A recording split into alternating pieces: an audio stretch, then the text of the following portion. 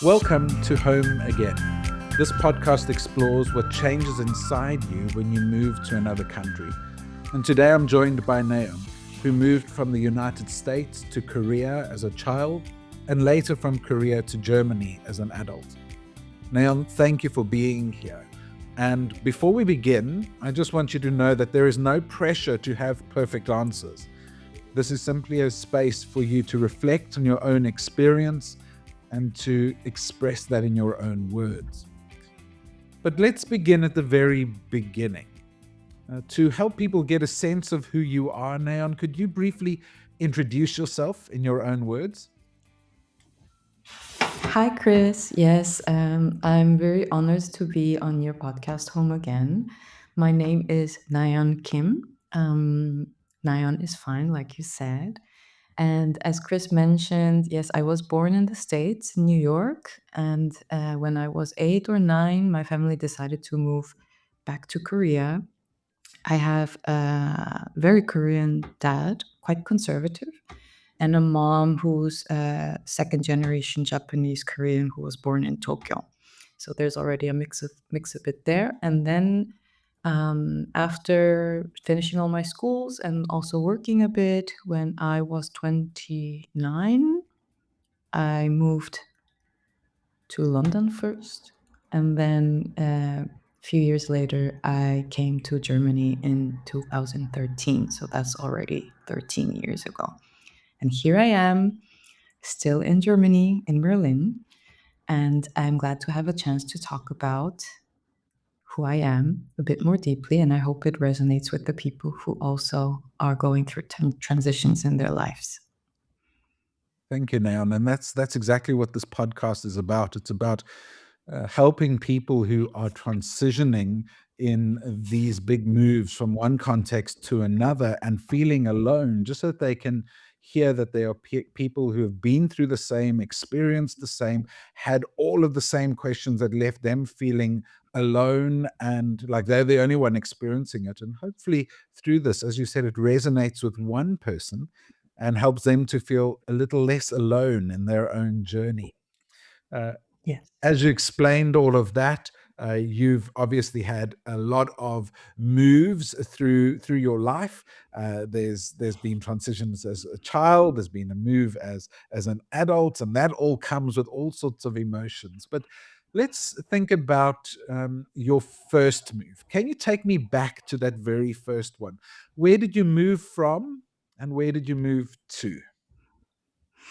Yeah, so that's now quite a long time ago. But because of my dad's job, my parents were in New York, and that's where I was born. And I was living in the Bronx by the late 80s, I guess. In 1990, my parents decided to move back to Korea. Um, I still don't know exactly why. I always asked, but it always came to me that, like, yeah, they just wanted to go back to Korea because probably there were more work chances and more comfortable Mm. way of living. So that's Right. when the first move happened to me. So it was not based on my choice. And from then on, I was going, and the whole scenery changed. The people around me changed. The school system was different. The Mm. culture was different. And although I looked like everybody else, I felt very different at that time. And I was quite young, so I was very confused. That's right, and it's one of those aspects that I think being a parent myself, when you transition somewhere else, it's easy to either um, hyperfixate on how your child's going to adjust, or to forget that they're Mhm. going through an adjustment as well, because children do feel this. Yeah. And as you were saying, even when you move to a context where you largely look like everyone else, a part of it, you can still feel like that outsider, and Yeah. it's important for us just to remember that. And so that move was really a move that was outside of your choice. That was a family move. But later Yeah, in your life, there exactly. was a very different kind of move, wasn't there? One that you made as an adult, and that was your move from where you decided to leave Korea and you ended up Exactly. and now settled in Europe. Can you tell me a bit about that? Yeah, so this was one of the biggest life choices I made, probably. And it happened in my late 20s. I just wanted to leave Korea, like you said. So I was back then living in Seoul. I worked a little bit already. I was still young, and I was not really happy about my circumstances, mainly my the family part. And I felt like all that years up to that point, I was still struggling with who am I? Mm. Where do I belong? And these things were quite taking quite a big presence in me. And at that time, the job was also very hard. So I was like, okay, I need to sort of break this cycle, whatever. Mm. So I thought, like, Yes. okay, let's go. Quite spontaneous. First, I went to London in 2012 by choice for a Okay. year. And then after that year, I still wanted to stay in Europe. I just didn't want to go back. And this it was this time that I realized like, oh, I actually made an excuse to escape from where I was living from. Yes. But I still couldn't admit that. Yes. And I was looking for different cities to live outside Mhm. Korea. And a good friend of mine was already in Berlin. So I thought, like, okay, let's try out another year living in a different city. It seems like she's okay there. So Mhm. what could go wrong? Maybe I still need some adventure and stimulations. And so I applied for a working holiday visa, Yes. which was a 1 year limit. Came here, knew nothing, knew nobody. This friend was already gone. Oh no. Yeah, and I just was started to live here, and this 1 year became two, became five, became 10, and now I'm in my early 40s and calling Berlin where I live. Yes. That's quite a journey, and it's interesting because for a number of people who transition, it begins as that short phase. This is only going to be a tester for a year or 2 years, and suddenly Yeah. that becomes your life. I'd like to just circle around some of what you were busy speaking about because that was a lot of impact, a lot of change that happened. And so, as you were preparing to leave Korea, what were you Mhm. telling yourself about why you were leaving? That's a great question. At that time, I was telling myself, Korea is too small for me. I Mm. can't. I want to experience more diversity. Right. Yeah, I wanted to try out if I could live in totally foreign environments. I wanted to test myself. I was curious about living in different cultures. I wanted to expand my horizon. So this was the narrative that I was telling myself. Yes. But deep down, in hindsight, um, it was me screaming out loud that like I just want to get out. I Yeah. can't stand it here anymore. Um, yeah, so this was what was going on. Mm. So that mix, wanting to break free, wanting to experience more, but looking back and Yeah, seeing this was my form of escape, escape yeah, from that specific context. And when you made that exactly. move, what did you imagine life would look like on the other side? Um, I thought that, of course, I wasn't that naive enough to think that everything will be so smooth. Mm. Um, but I think I did have some vague hope that, like, okay, I'll find something, I'll find a job, I'll start to work. I'll be able to settle. Um, I'll make new friends.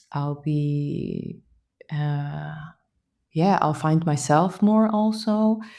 I think this was like the vague thought. But at first, because it was supposed to be just 1 year, Yeah. I think like right before I was leaving, I was like, it's just gonna be a fun year just to Yeah. explore, like a long travel.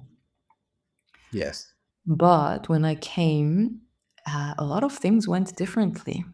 I did not know that not knowing a single word of German would give me so much difficulties. I did Yes. not know that the winter would be so harsh here. Mhm. I didn't know that it would be pretty hard to actually make connections with Yes. people.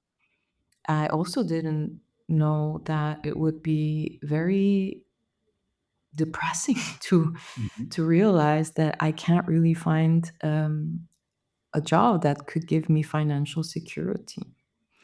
That's So right. all this was a lot, a lot. But even in that situation, I was still positive. I was still Mm. more curious. I was still like take. I think at that time I was taking it as a test. So I'm like, Yes. okay, the universe gave me this situation. I'm gonna prove that I can do it. Yeah. Yeah, that was me back then. Yeah.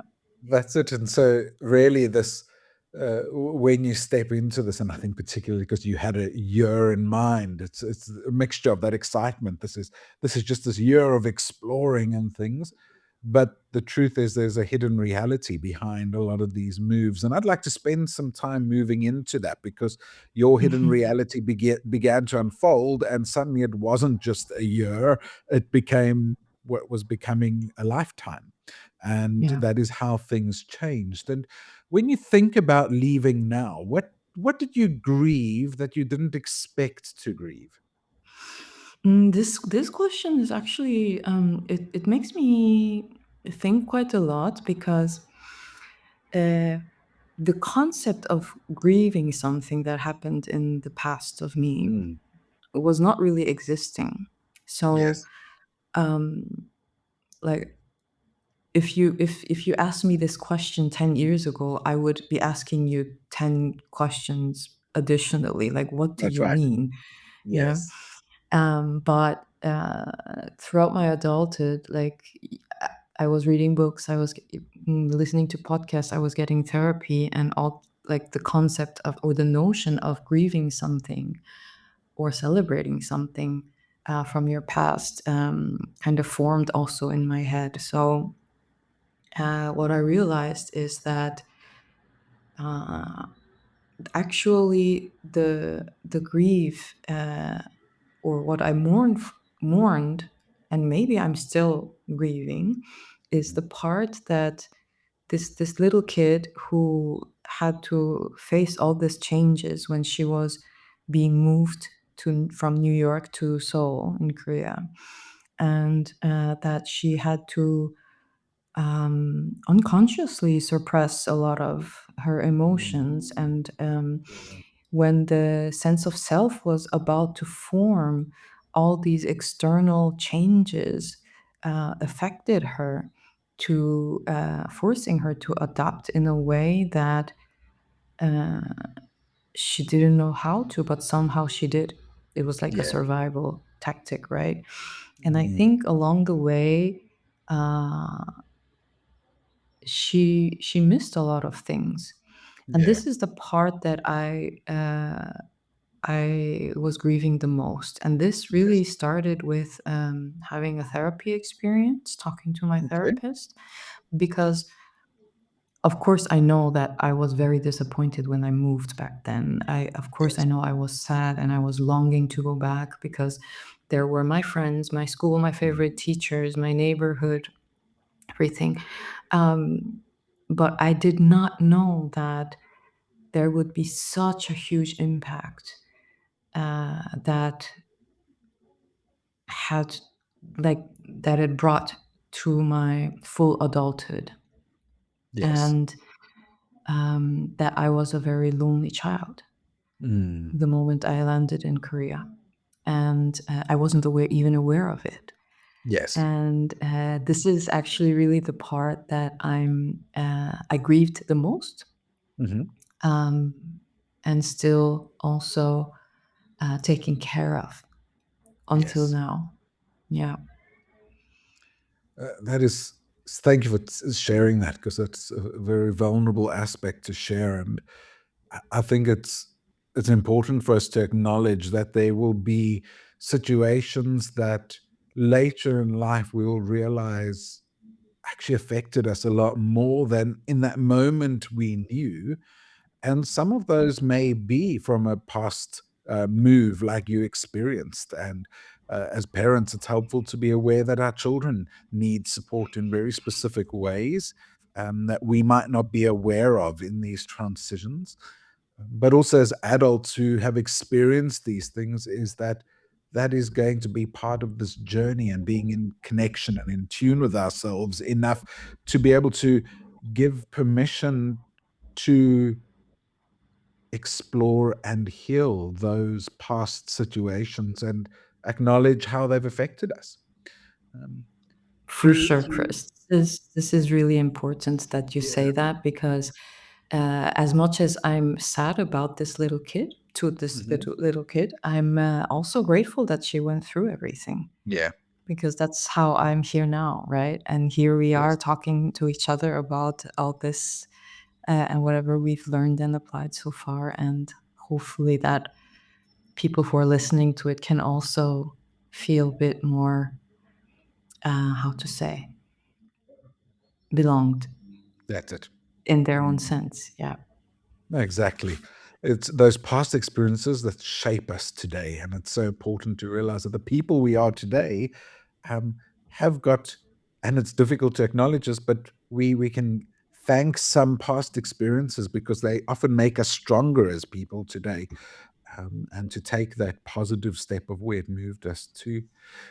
Just another thought as we were speaking. What is there any guilt that is wrapped up possibly in transition for you moving from Korea to here or any of those moves? yeah. Guilt is a big topic, Mm, and yes, I can go on. It could be a whole separate podcast that's topic, right.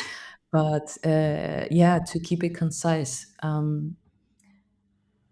The biggest one was about leaving the family, Mm, and that being physically distant, living in a different time zone, and seeing them also age, yeah. um, and being able to be in myself, to be in the situation, to see them also as a human being, not just parents, Mm, um, made me realize how fragile they are becoming as they age.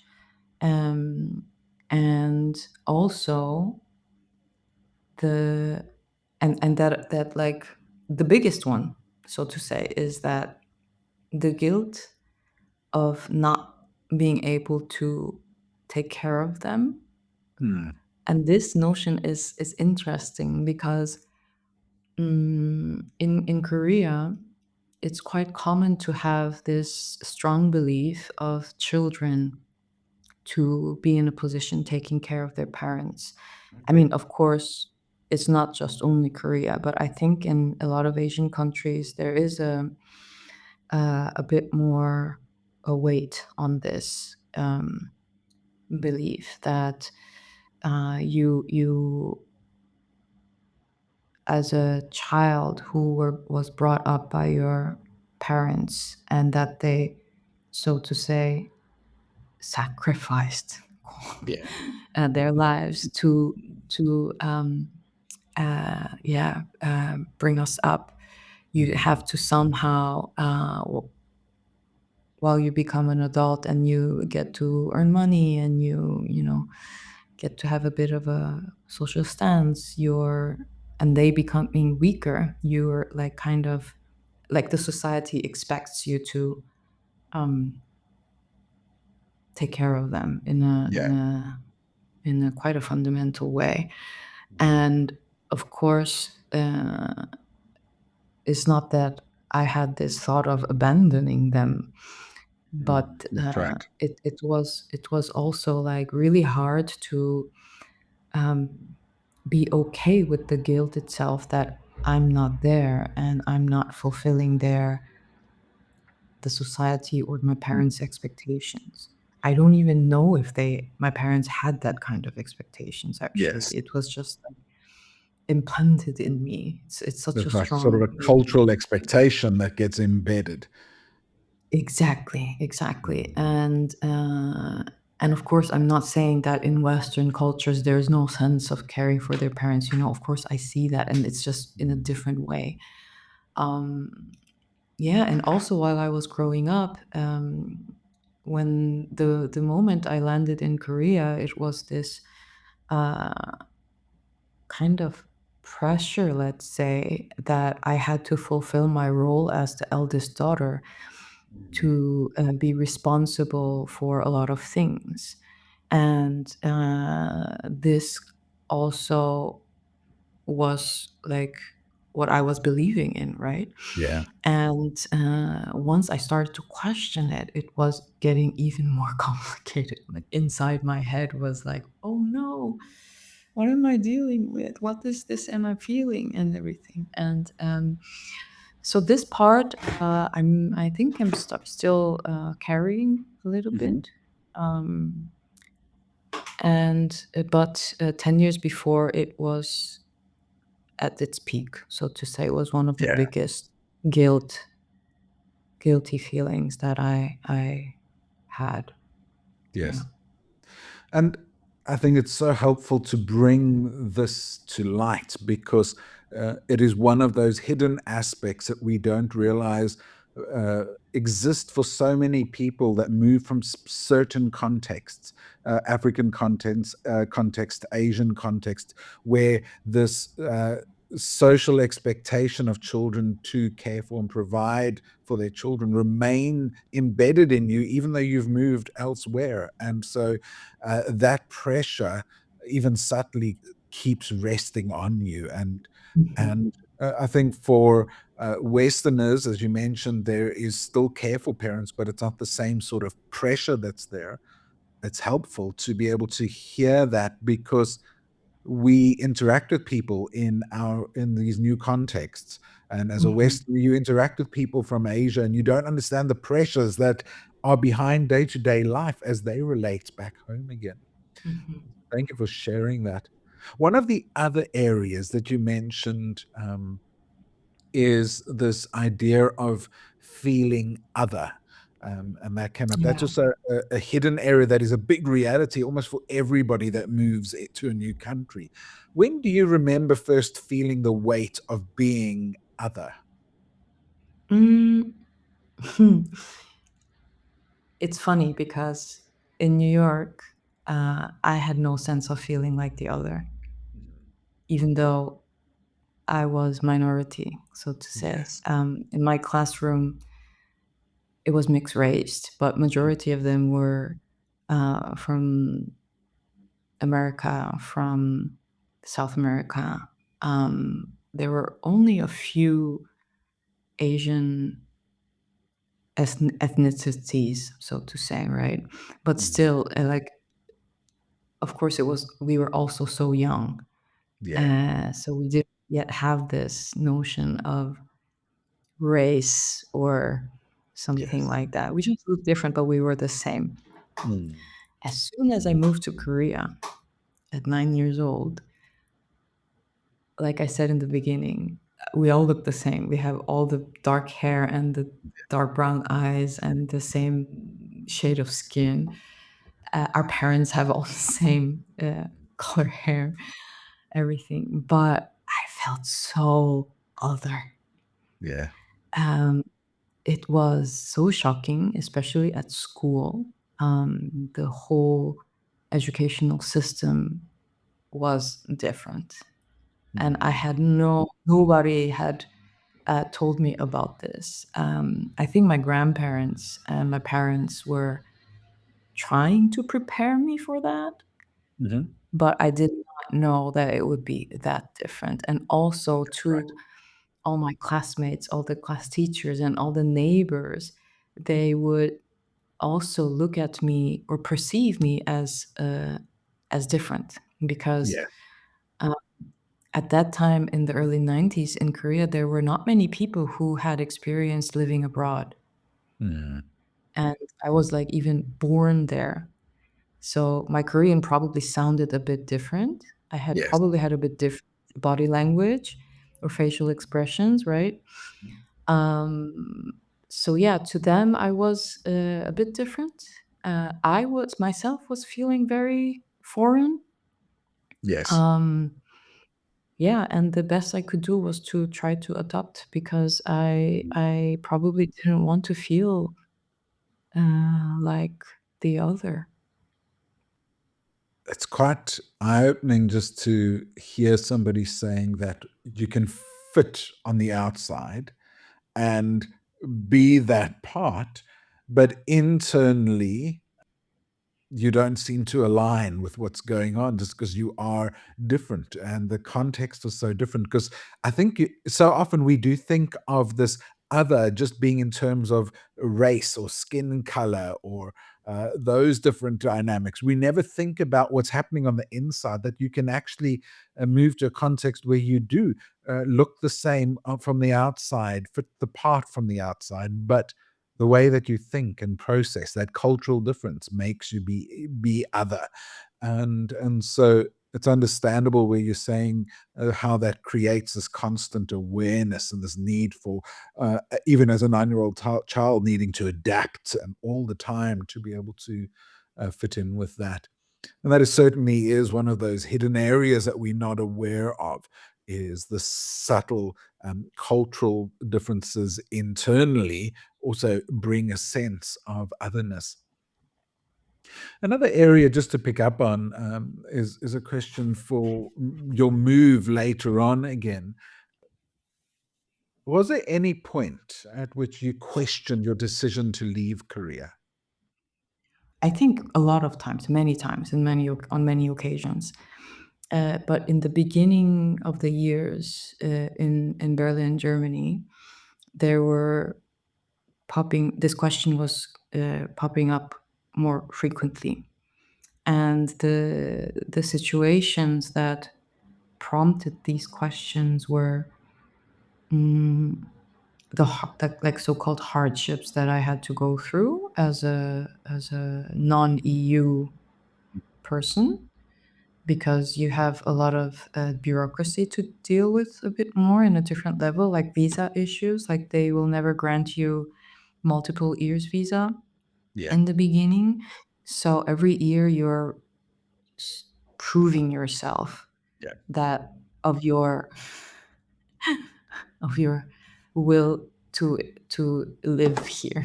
yes, That yeah. So this causes a lot of insecurity.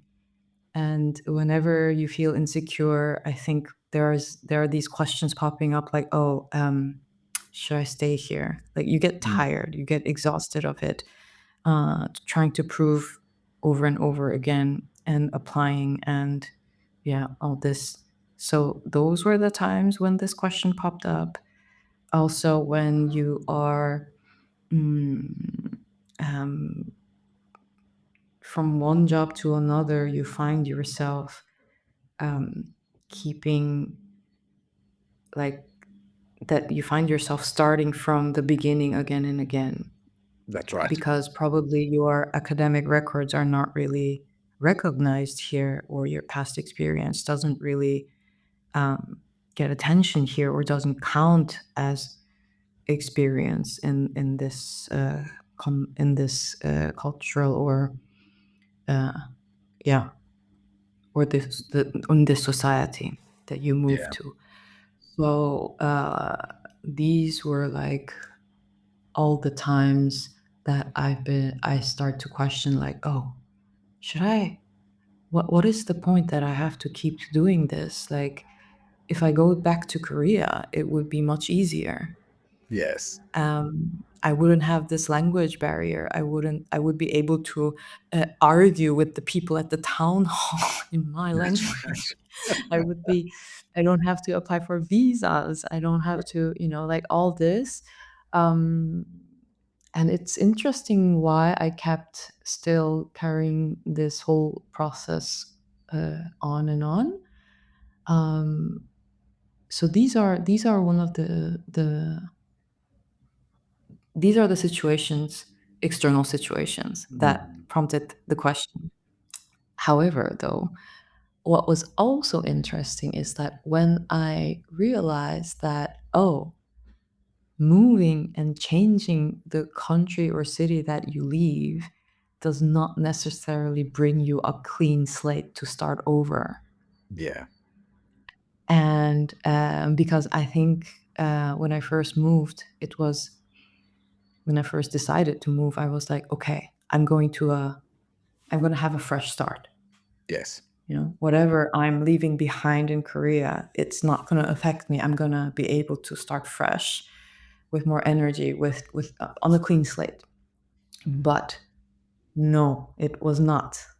At least for me, it was not. I mean, of course, it does have some effect that you have some physical distance That's right. um, from whatever you ran out from. But if it's not kind of if you're not facing it internally and not like willing to go through it internally, it's the same thing. You will encounter it again and again, even Mm. if you've moved to a new city. So this is my experience, and when I realized this, I was like, oh dear.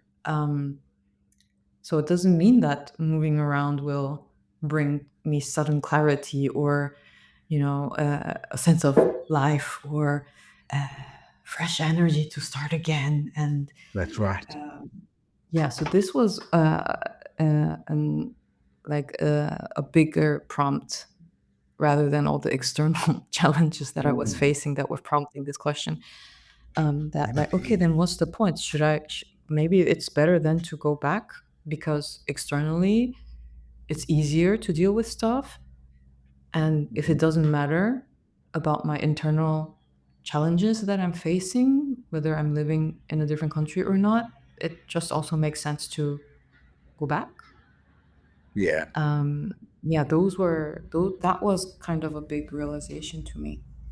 Mm. Um, And it sounds like that really stays as a tension that remains in you and probably in many others in your situation all the way through, because the reality is up until you get a permanent visa or you get citizenship, that it is this constant cycle. You mentioned it in the notes as we were just communicating before. It feels like going back to step zero point 0.5 multiple times, and that's what life is yes, like, isn't it?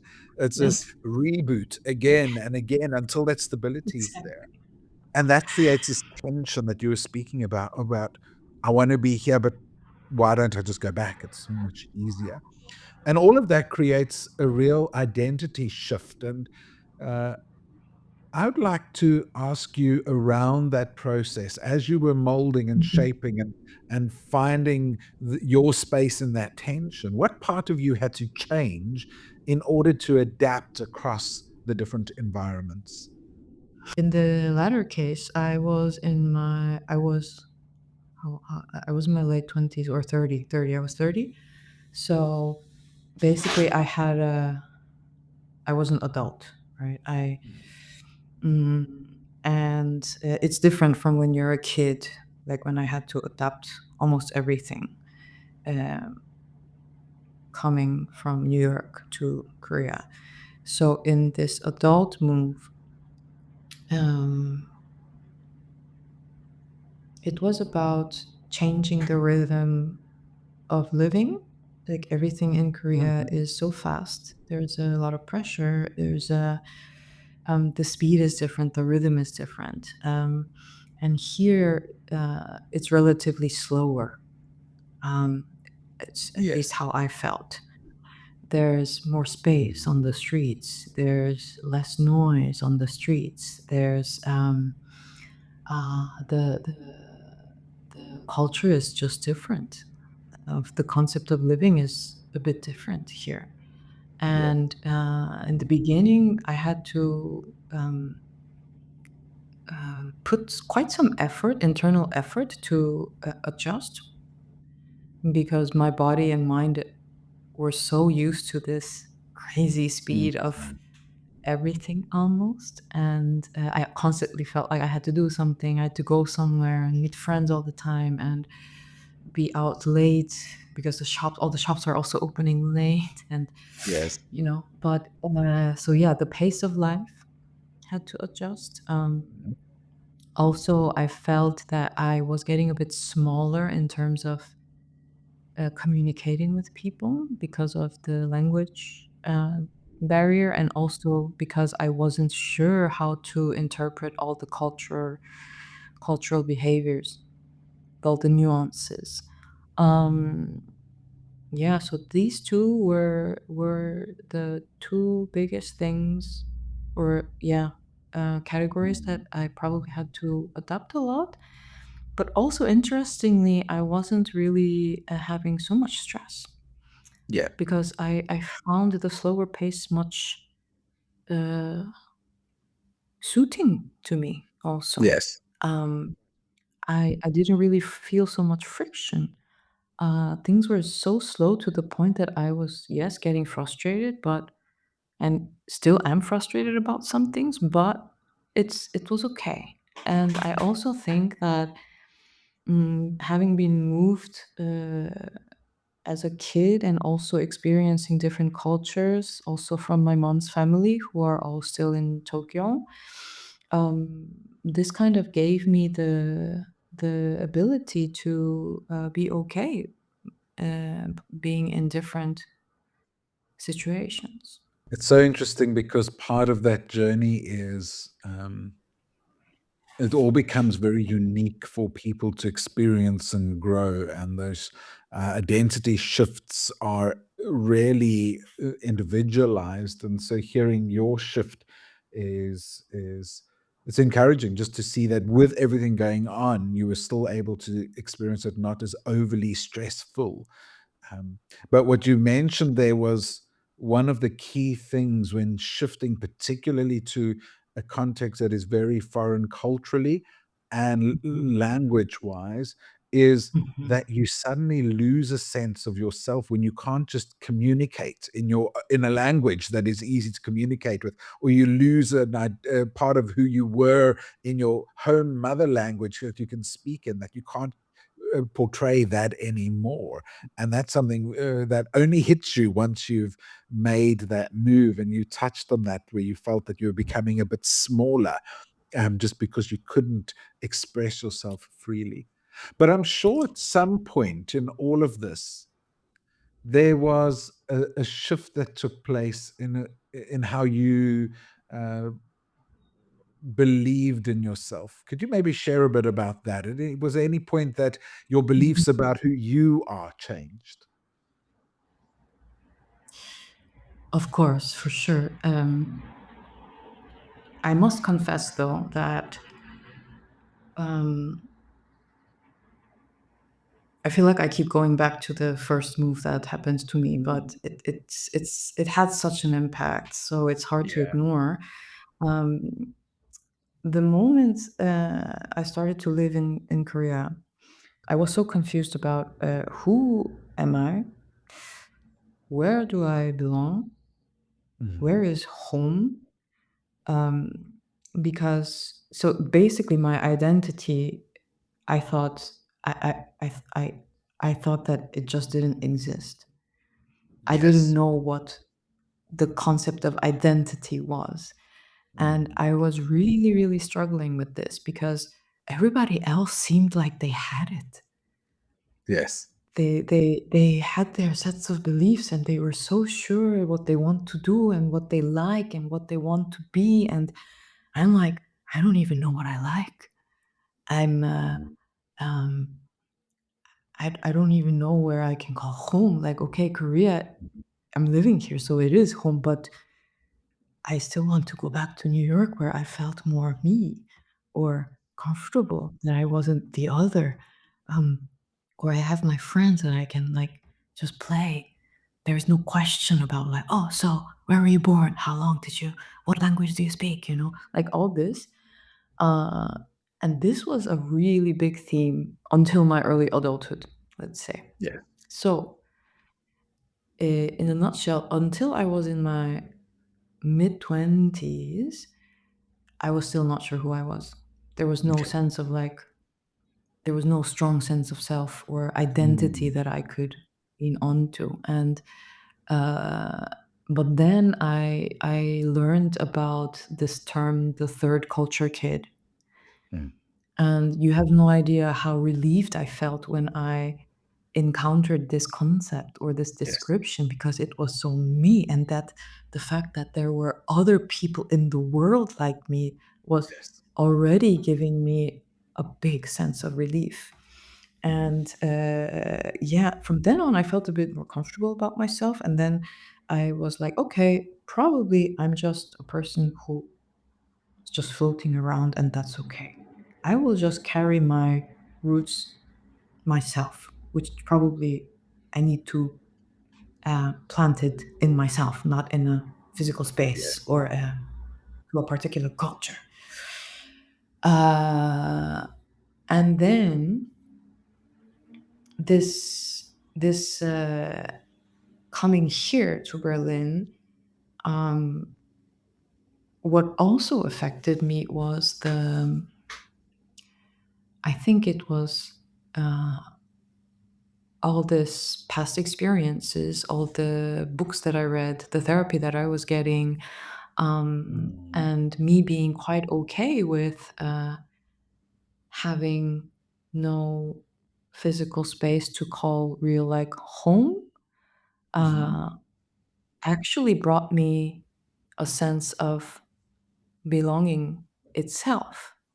That's It's right. very it's quite difficult to explain in precise words, but to me it was like uh, more like situations that allowed me to find my identity. Like I That's could right. see that a corner of my home, my small apartment, I'm feeling belonged, and this is what I like. I could sense that with I'm with my particular friends who I've chosen to be with together, when I'm with them, regardless of the location, I'm feeling like I'm myself. So That's these right. were like all these tiny cues that were shaping my identity throughout my uh, 30s. And yeah, so for me, it's basically not a shift of identity, I think. I'm more telling me that it was a forming of identity. And because I didn't have a sense of identity That's before. right. Yeah, and I think I'm still really heading towards forming and Mm. finding, That's right. and I'm okay with that. Mm. And this was kind of this really helped me to be more in peace with Mm. myself, um, and yeah, it still feels like a lifelong process, which Yes. I'm also okay with.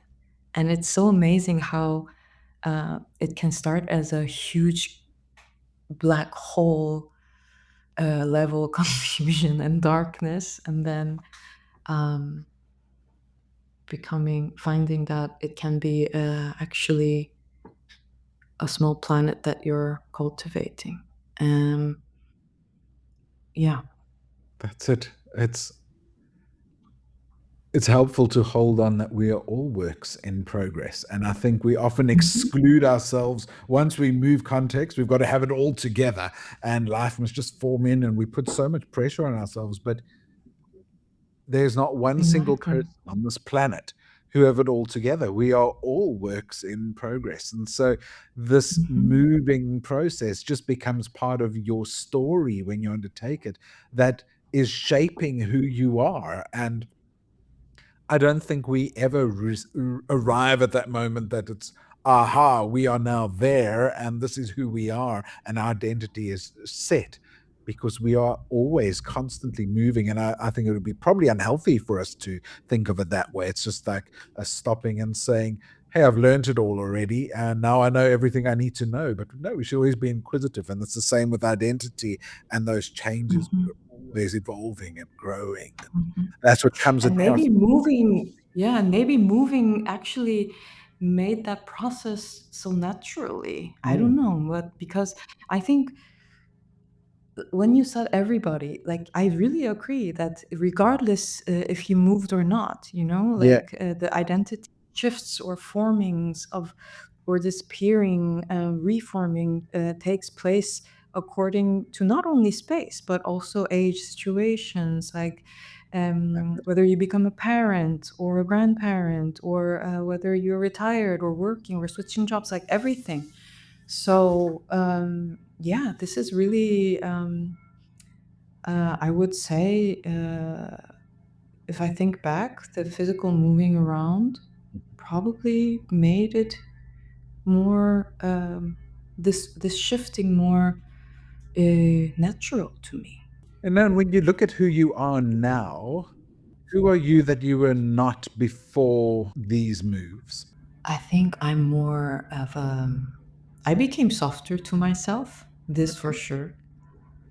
Mm, I became more open to myself and others.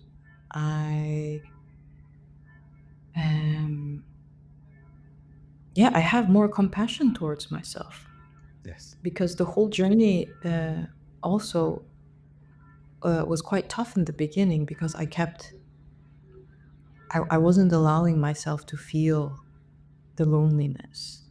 I Mhm. wasn't allowing myself to uh, feel the frustration and the anger of me being moved from a That's right. beloved place to a totally different place. And that went Mm. on for a long time until I accepted it. Yes. And I think moving to Berlin from Korea, I'm pretty sure it did have a big impact because uh, I was one of the other, so to say. It gave me more um, opportunities to look inwards, and Mm. looking inwards, not easy, but so worth it. That's right. I just wonder if I kept being in Korea, would I had the would I have had the time and the energy to look inwards? Yeah, so this is me now. I think this move, uh, yeah, helped me to be more open towards myself and see Mm. what's really inside, and therefore made me uh, yeah, a more conscious person of who I Yeah. am.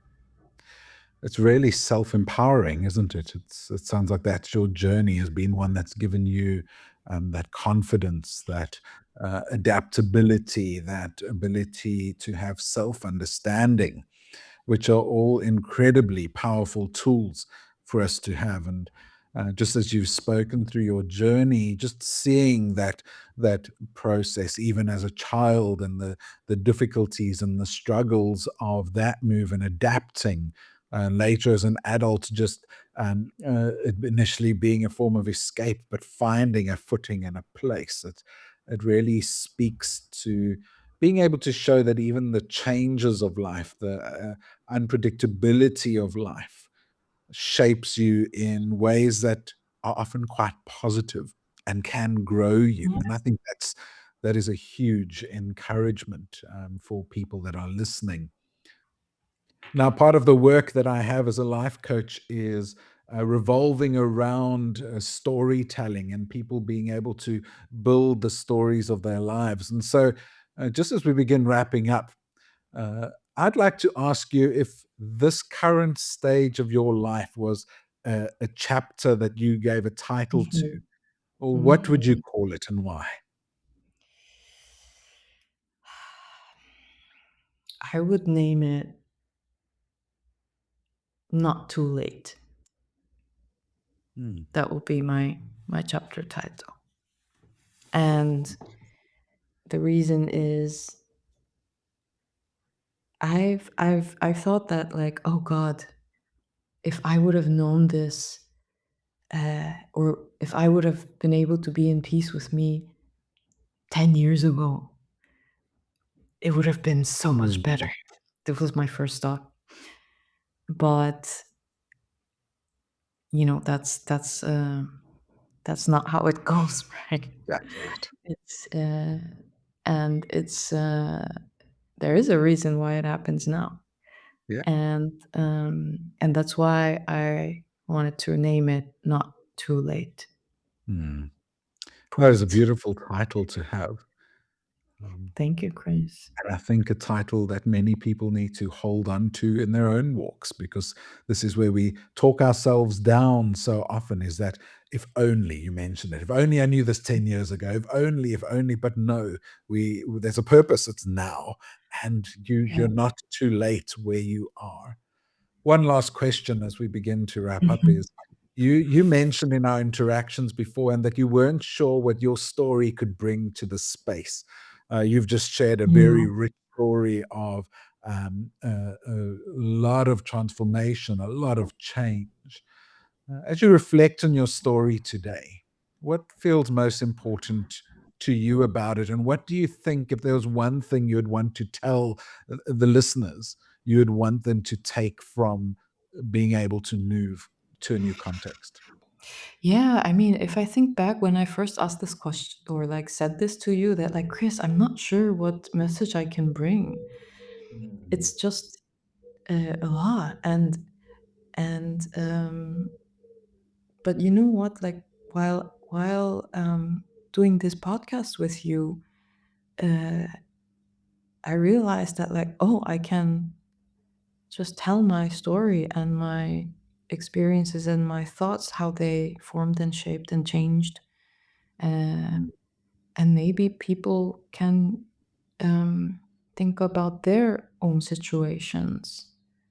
And maybe that's the first step also, Yeah.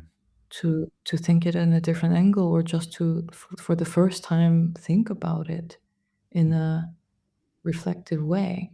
Um, so I think what I want to say is that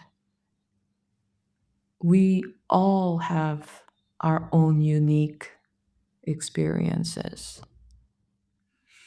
And when it comes to moving, mm, quite often, because the environment itself is changing, we could feel very overwhelmed. Yeah. But maybe the real part that we have to, not the real part, but like, not that the environment is not real, but one of the things we could easily miss is our inner dialogue with ourselves, That's right.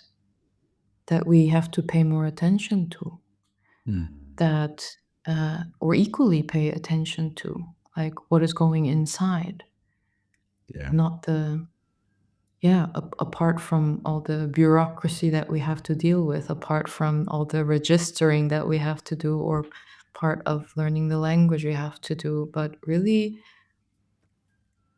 um, worth spending a bit of time with your inner self to examine how that part is taking this move. And Mm. if you have kids, like trying to ask the children what is going inside them. That's right. Um, yeah, I think this is yeah Mhm. what I wanted to share. Maybe yeah, I think this is what I want to share. That was Nayeon Kim sharing about her experience of moving as a child from New York to Korea and later as an adult from Korea to Europe. Nayeon, thank you so much for sharing your story so openly. I really appreciate your honesty, and the way that you've reflected your experiences. And if you're listening and something in this conversation resonated with you, you are not alone in that. These experiences are often quieter than people expect, but they shape us in lasting ways. Home Again is part of Bravely Me, a practice supporting people through life's transitions, identity shifts, and relationship change. And if you'd like to explore your own experience more deeply, you can find more at bravelyme.eu. And thank you for listening, and I'll see you in the next episode.